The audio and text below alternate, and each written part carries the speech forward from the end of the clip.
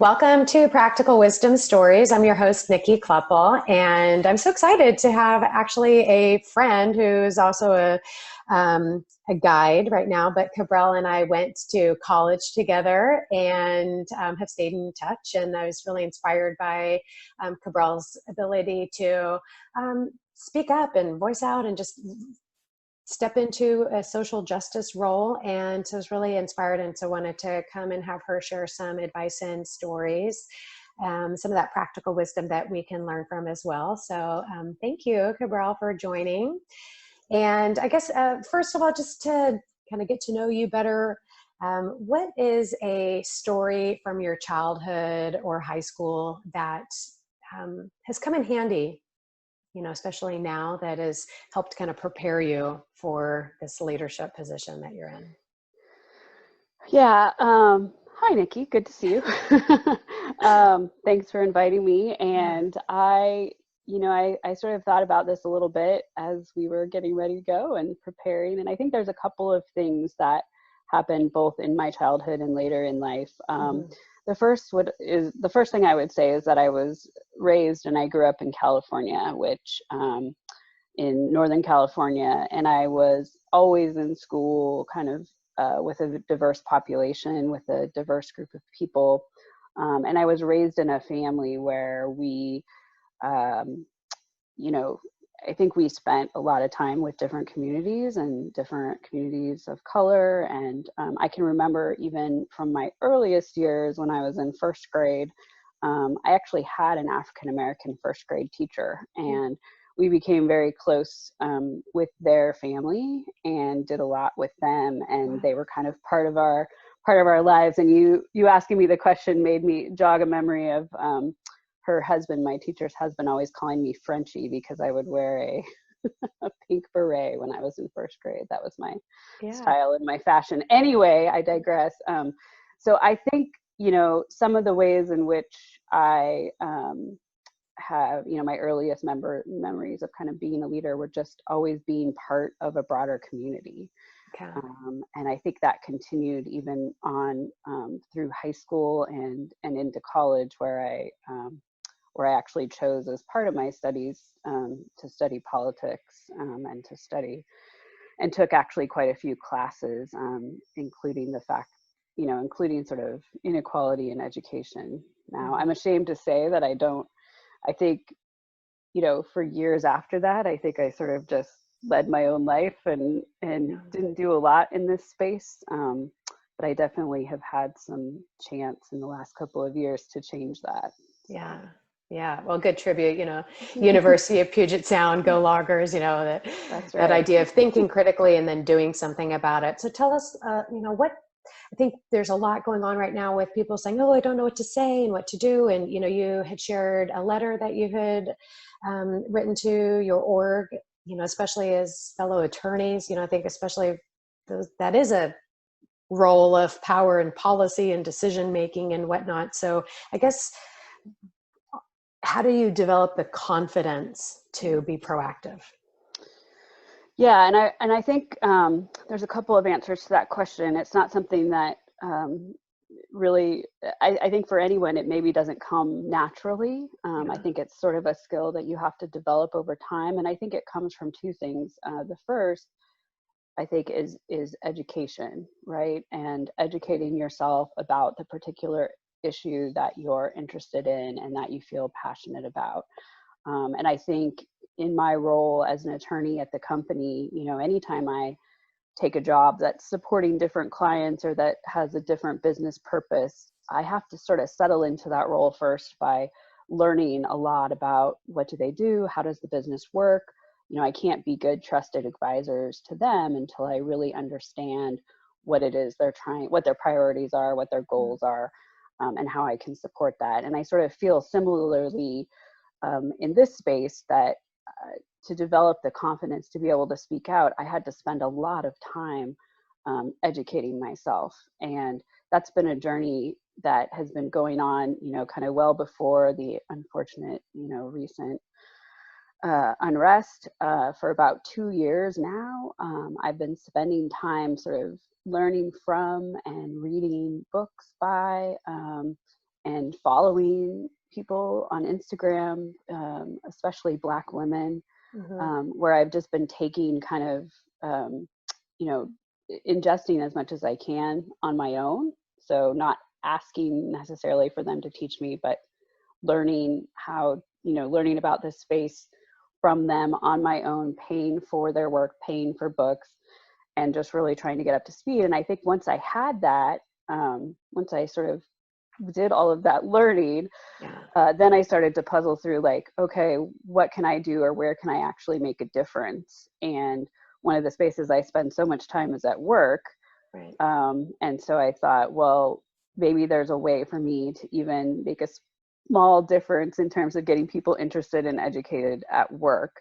And so I went to my leadership team in the D&I space, diversity and inclusion space, in my particular area. Microsoft's huge, so I'm in the legal group under Brad Smith, and said, I would like to lead a podcast discussion group about this amazing podcast that I had just listened to called Seeing White.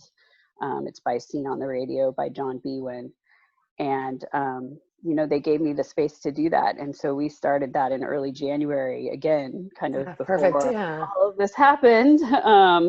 And suddenly all of the sudden, our podcast group that I've been co-leading with an African-American man has gotten a lot more popular in the last couple of weeks. But I think, it was through that experience, through making myself vulnerable at work, and then through the work that I have been doing, that then made me want to sort of send an email out, again, to all of my white colleagues at work, and sort of say, and also allies, to the African-American community, and say, like, here's some things that you can do right now, because people were asking. Well, Cabrelle, one thing that you do is you're making it, I guess, easier to how to get started, saying, hey, you apply what you do at work of understanding first before consulting. And it's just, if that's a area of strength, is just leveraging that into another area. So I think that's really helpful. It's not a matter of like starting from scratch and where do we begin and who am I, to do this. So thank you for I think that's a really important vote of confidence and practical way of where to begin. And also speaks to how genuine you are that, you didn't start this last week. It's been going, before.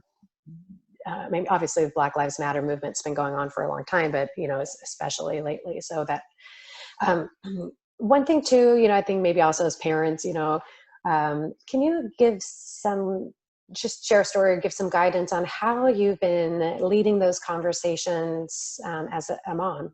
How are you doing that? Because you talked about at work, and then also the kind of home application of changing our thoughts. Right. Yeah. Home is another place where we have a sphere that we can influence. And so I had, again, been particularly moved by a lot of the authors that I had been reading in terms of, wanting to sort of start getting my son, who's 13, into learning more about this space. And obviously, I think it can start much younger.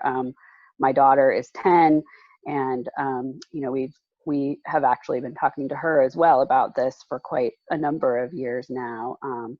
I think one of the mistakes that sometimes we make as white parents can be to say, like, oh, well, we don't need to see color, and everyone's the same and everyone's equal. And as I think a lot of people are probably learning right now, that's not true. It's super important to see color and to understand what that color means. And so we've spent a lot of time as a family talking about what it means to be African American or Black in the United States, and how that can affect how you go about your daily life, and how, because of the fact that we're white, we have a privilege that many of these things don't affect us in our daily lives. And so what are we going to do kind of as a family to support others who aren't in that same situation?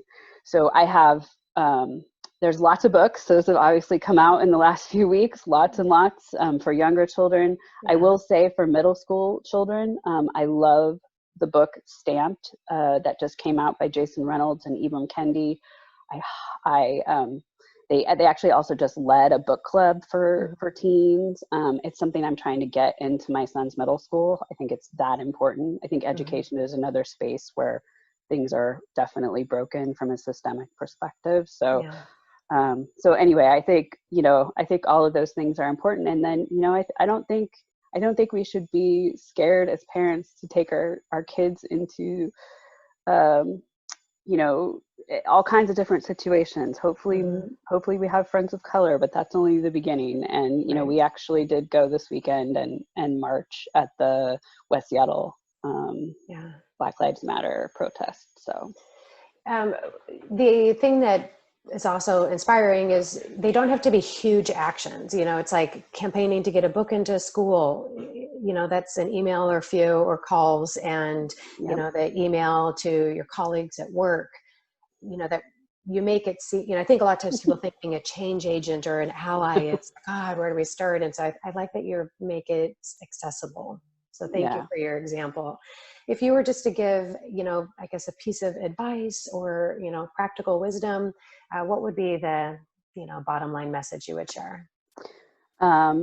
So I think you sort of nailed it. I think it's, there's tons of opportunities for us to make small change in the communities that we're already a part of. And so actually, again, I'm going to quote back to Ibram Kendi, who I heard speak at Town Hall in Seattle. And he said, you know, some people have time, some people have money, some people have both. But whatever it is, take what you have, whether that's your time or your money, and use it in, you know, the places where you have influence. And so again, for me, that was like at work. I think some people, it could be in their church, in their school, in their health, if they're in healthcare. I mean, there's a lot of places that need help with dismantling systemic racism. Yeah, awesome. Thank you so much. We appreciate your time. And, you know, if people were to follow you or connect with you, what would be the best way for that? Certainly you can, let's see, you can connect with me through Instagram. My Instagram is Cabrelle Marie. I'll spell it CABRELLEMARIE. That's probably the easiest way to get in touch with me. And I would be remiss, Nikki, without mentioning one more time that I'm not a teacher. I'm not an educator in this space. So these are really practical things that I have found a way to be effective. But I also strongly recommend, you know, working and looking into Black African-American authors, writers, and paying them for their work. That's something that's really important for me to always tell people as well. Yes, so. Thank you. And you just have curated a bunch. Kind of like one thing I like is, you know, we don't want to all like race out to our Black friends and go, oh, can you educate me? You know, so I appreciate that you're kind of curating some of those tips, and so we're not like inundating them. That, you know, puts the onus on us to listen and find out those books and all that. So thank you for that. So thank you so much for joining. Yeah, thank you. Thank you, Nikki, for having me.